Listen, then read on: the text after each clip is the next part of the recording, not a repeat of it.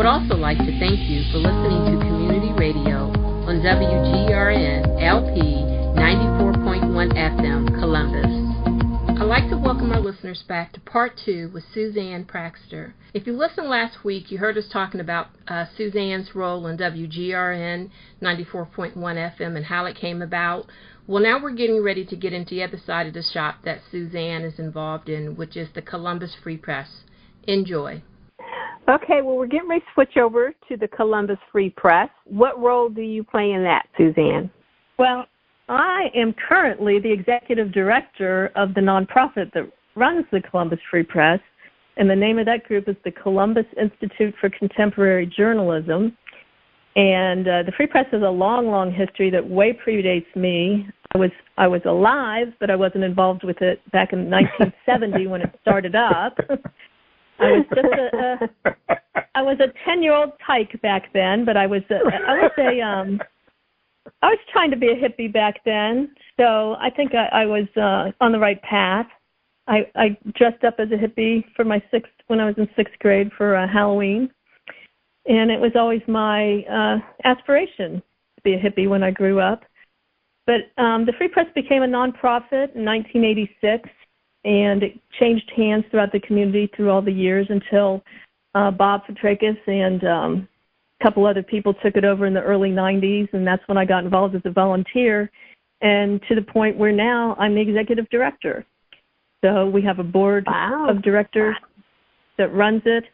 I'm kind of in charge of all the logistic day-to-day stuff and the finances and actually an associate editor of the paper as well when we actually print a printed paper. And over the years, we've gone in and out of printing a printed paper. We've had the website since 1996. So I've been involved with it for many, many years. How long is that? 1990 is when I started. So that's like 30 years. Oh, 30 years, yeah. Wow. Yeah, about 30 years. You're telling your age, Suzanne. I know. I'm an old lady. So it's really gotten more intense and harder to do as the years have gone by, just because back when it was just a newspaper, it was just a newspaper. Now it's got 2 websites.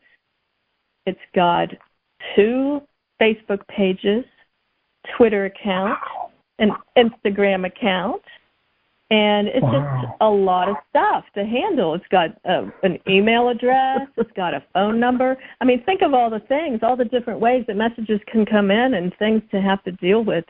It's like fairly overwhelming. It's like a full-time job on top of my other full-time job. And then are you guys still delivering it, dropping them off at the various locations? No, the last issue that we put out was March, but the Free Press has gone through many, many, many iterations through the years. So the iteration that I call, the version that we're doing now, is the large format, like alternative news weekly, in the vein of like what used to be Columbus Alive and the other paper. Though those 2 have now gone by the wayside. We're the only last paper standing, I think. But we can only come out monthly because that's all we can afford. We only have one ad salesperson who literally lives in Cleveland, so we are always on the lookout for more people who want to sell ads. And we were able to hire a distribution company and when I say company, it's a guy and his friends, and we pay them and they distribute the paper. So gone are the days of Bob and I having to pick up the paper in a van from the printer and drop it all off ourselves. It's been several years since we've had to do that. And, of course, we don't have subscribers, so I don't have to handle all the subscriptions anymore. But it has just gotten pretty complex just with all the different ways you have to communicate with people nowadays. I don't want to be sounding too old, but, young people don't often want to read a piece of paper to get their news. They want to look at it online. So there's that whole aspect of keeping up with the times. Yeah. Now, you were talking Oh, God, I forgot what question I was going to ask. Oh, could you tell our listeners how they can, because you said that you need advertisers or, people to do advertisement. Can you tell our listeners how they can support? Yeah. Well, the Free Press, the nonprofit that runs the Free Press is a charitable organization. So one of the ways we've been able to sustain ourselves through the years has been to just take donations. So any donation you give the Columbus Institute for Contemporary Journalism is a tax write-off for you. So we do accept just flat-out donations like any other charity.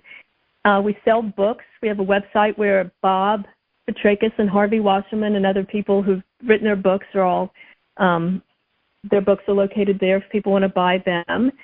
And we sell ads for our printed paper, which we're not putting out right now. The last issue we put out was March, and then when the virus hit, we really couldn't ask our distributors to try to distribute the paper to places that were shut down, nor are there any bars and restaurants that are actually fully functioning enough now or have enough money to even take out ads anymore. So we're in a little bit of a holding pattern with the printed paper, but we can sell ads on our website.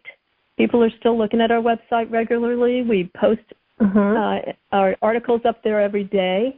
So if somebody wanted to take an ad out on the website, or if anybody wants to be an ad salesperson for us, they could email me at our generic Columbus Free Press email address, which is just the letters COLS to abbreviate Columbus. So it's COLS Free Press at gmail.com. So it's like Coles Free Press at gmail.com. And if they wanted to purchase an ad, they can visit your website, right, at the Columbus Free Press?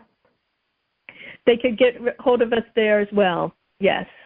Okay. There's an advertise button. There's two websites. One of them is freepress.org that focuses more on national and international news, and there's a website called columbusfreepress.com, and it also is available at columbusfreepress.org, and that's the one that is all the information that's about Columbus, Central Ohio, and Ohio. Okay. We might have to change the name of it, though. If we decide to change the name of our city, we'll have to get rid of the name Columbus in the name of our paper, with all the statues coming down.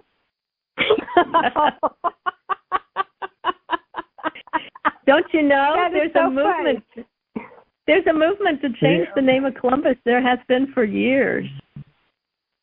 Yeah. Wow. Yeah, I wonder what they will come up with. What names have you heard? Well, they're trying to name it. Go ahead. Go ahead, Suzanne. Well, there was a really, really bad idea to name it Flavor Town, which I didn't really understand, but it had something to do with a food show, I think, on TV or something. But we've held competitions through the Free Press in the past over the years to have people put forth a name, kind of like the way they named the little baby elephants at the zoo.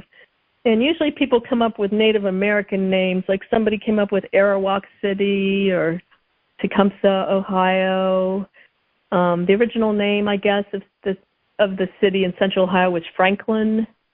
So we'd have to look up, make sure nobody with the name Franklin was a racist, or else we would have to change it again if we named it Franklin. So best to keep something very, very neutral. But yeah, it'd be nice if it began with a C, and then a lot of businesses wouldn't have to change their logos, like Columbus State Community College and the CICJ that runs the Free Press. But anyway. Mm-hmm. I was watching the show about Jeffrey Epstein, and I had to hit rewind. And I said, "Is that Bob?" That was Bob. Rewind, and it was Bob. I said, "Look at him. He's telling. He's telling Mr. Epstein." It is amazing how many people. So many people have seen that show. It's a very, very popular and horrible, but very controversial, provocative show. But Bob has done a lot of investigative reporting on Mr. Epstein, which is why some of the film crews that came into town to investigated, have him on tape. That's not the only time he got videotaped talking about Jeffrey Epstein. So does he believe that, what's the guy from Easton? Les Wexner. Les Wexner and him, you know. I won't put well, this they on were the definitely, if nothing else, they were definitely involved in business together. And the way, now that we know Jeff Epstein's business was not really on the up and up, you know, let's cast some aspersions. I know that they said that he let him go or something or another because of the fact that he stowed over $40 million from him. Yeah. Embezzled or stowed something like $40 million from him. So because, it was really an interesting show. Yeah, Wexner put him in charge of his finances, so I guess that's not that hard to believe. And then he faked his way with all these degrees and things that he did, and people just didn't care. You know, he was still able to do all those things. Hard to believe that he got away with all that, and he doesn't seem like a charming man, but I guess somehow he charmed his way into people's lives. If you guys excuse me for a minute, we need to take an identification break. Hi, this is Ernest Kelly with the Faith Thomas Foundation. You're listening to The Sale on 94.1 FM, WGRN, and WGRN.org worldwide. Listen to us every Wednesday night at 7:30 p.m. Suzanne, where did you grow up at? Clintonville. You mean here? Yep, my dad still lives on Dunedin Road where I grew up, and he's 90 years old now, which is one of the reasons why we're trying to stay so isolated, because he's all by himself at home, and my sister and I kind of have to take turns making sure he's okay. So Bob and I go visit him 3 or 4 times a week, and I do not want to give him a virus. You know what I mean? Yeah. Yeah. Oh, that's great. And you never know if you even have it. Right. You know, we you try don't know to if keep you're everybody next to somebody that has it. Right. We wear masks everywhere we go. We don't let anybody around. Yeah, we end up hearing your show a lot when we're driving up to my dad's, actually, which is funny because you guys are always cracking up. It'd be like you listen to the show, and then all of a sudden everybody's just laughing at the top of their lungs. It's hilarious. Just like now. Yeah, we leave it in there. Well, it's good. People need to laugh nowadays. It's better than crying. Yeah. Okay, so hopefully you found yourself laughing with us. Yes, for sure. Okay. Right. We had closed the law office for a long time, but some of these people got arrested during the rallies, so we've taken on some more cases of, the guys getting arrested because he was open carrying a toy gun or something like that. I mean, it's just ridiculous stuff. Wow. But we should have Bob had and his law partner. Gun. Yeah, it's just stupid stuff that they're charging people with felonies when they're not really doing anything at all. Okay, well, Ernie, do you have any last questions for Suzanne? Yeah, I do have one last question for Suzanne. And I asked Julie this question. You do a lot of different projects. I was just wondering if you could tell our listeners or give them some advice on time management. Time management? Wow. Yeah. Is that what you said? Time management? Wow. Yeah. Now, are you asking that because you're having trouble with that, Ernie? I always Ernie have trouble with that. Yes. I'm asking for a friend. I make lists. I think it takes a certain person, and I make lists, and I got this from both my mother and my father's side of the family, so I think it's genetic. But I cannot function if I don't write down everything that I have to do, because I have a mind like a sieve, believe it or not. So I have a little pad of paper next to my bed. I have several pads of paper next to my computer. I just have to write everything down, and that way I know what I need to accomplish for the day. I check everything off when I do it. I get, fairly agitated if I'm not able to complete all the tasks, but then I know that's already written down and it's going to be the first thing I do the next day. So I'm not a time management expert, but I couldn't function if I didn't write down lists and check things off. That's the best I can offer you, Ernie. That's good enough. I'm just curious about, I've always wondered how some people handle different tasks and that kind of thing. And I think I do kind of like what you do. If I try and remember it, I'm sure to forget something.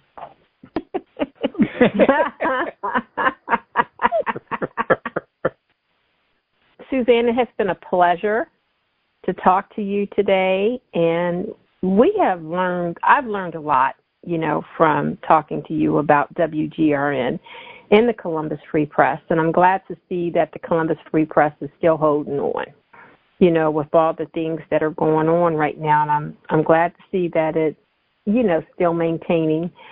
And we hope to have you again, and I'm sure that we'll see you, hopefully, before the year's out with, or hopefully within a year. Well, you let me know about your fundraiser. Maybe we can brainstorm something.